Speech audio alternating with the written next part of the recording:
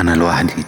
أنا ليه دايما بحس بالوحدة حتى والناس حواليا؟ أصعب إحساس ممكن يجي للإنسان إنه يحس إنه لوحده. تقعد وسط الناس لكن جواك هدوء تقيل، تضحك معاهم لكن قلبك مش حاضر، حاسس بالغربة وإنت وياهم.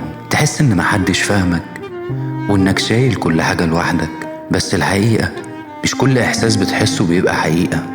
في ناس بتحبك بس يمكن مش عارفة توصلك، وفي ناس جنبك وبتهتم بيك بس انت اللي مش شايف ومش مقدر، وفي ناس بتسأل عليك بس يمكن انت اللي بعدت. وبين كل ده في حقيقة أكبر ناس كتير بتنساها، إن عمرك ما كنت لوحدك. طول ما ربنا موجود يبقى في حد سامعك، شايف تعبك وعارف اللي جوه قلبك حتى لو ما قلتش.